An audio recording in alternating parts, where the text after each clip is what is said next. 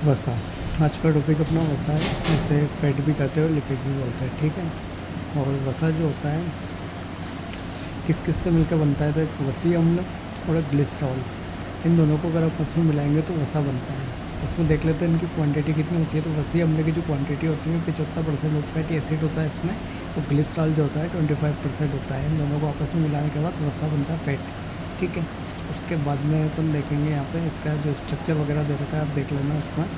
और मानव उपयोग के लिए सर्वोत्तम वसा कुसुम का तेल होता है। ऑब्जेक्टिव में बहुत सी बार पूछा जाता है क्वेश्चन कि मानव उपयोग के लिए सर्वोत्तम वसा कौन होता है, तो कुसुम का तेल होता है।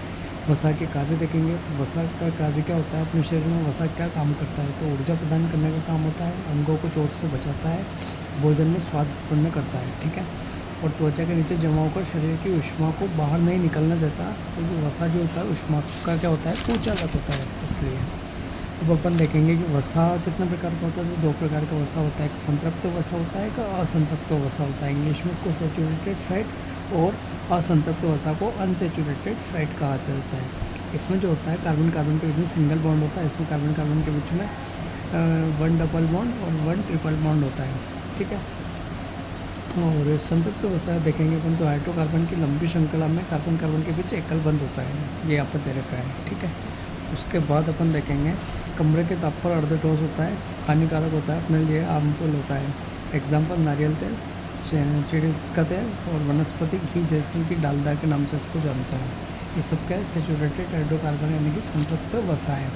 उसके बाद में अपन देखेंगे असंतृप्त वसा यानी कि अनसेचुरेटेड फैट। हाइड्रोकार्बन की लंबी श्रृंखला में कार्बन कार्बन के बीच में डबल बॉन्ड भी मिलेगा आपको, ट्रिपल बॉन्ड भी मिलेगा, ठीक है। इसी को क्या बोलते हैं, असंतृप्त वसा बोलते हैं। और असंतृप्त वसा जो होता है कमरे के ताप पर क्या होता है, लिक्विड अवस्था में होता है। ये लाभदायक होता है, शरीर के लिए नुकसानदायक नहीं है। वानस्पतिक तेल हो गया, सरसों हो गया, सोयाबीन हो गया, डेयरी प्रोडक्ट हो गया, दूध घी चीज़ वगैरह etc, ये सब क्या है, अनसेचुरेटेड हाइड्रोकार्बन यानी कि असंतृप्त वसा है। अब असंतृप्त वसा भी कितने प्रकार का होता है, दो प्रकार का होता है, एक म्यूफा और एक फ्यूफा।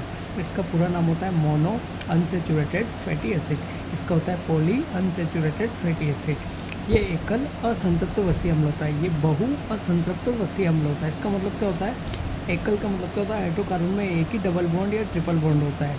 इसका एग्जाम्पल होता है ओलिक एसिड, ठीक है। मतलब एक डबल बॉन्ड रहेगा, दो बंद द्विबंध रहेगा या फिर एक त्रिबंध रहेगा, इसको बोलते हैं एकल असंतृप्त वसीय अम्ल या फिर मोनो अनसेचुरेटेड फैटी एसिड, ठीक। अब इसमें क्या होता है, पॉली अनसेचुरेटेड फैटी एसिड मतलब बहु असंतृप्त वसीय अम्ल में क्या होता है, हाइड्रोकार्बन में एक से ज़्यादा डबल बॉन्ड या एक से ज़्यादा ट्रिपल बॉन्ड होते हैं। मतलब एक से ज़्यादा द्विबंध मिलेंगे या एक से ज़्यादा त्रिबंध मिलेंगे। तो इसका एग्जाम्पल क्या हो गया, लाइनोलेइक एसिड हो गया, ठीक है। ये टॉपिक अपना ही खत्म हुआ। Thank you.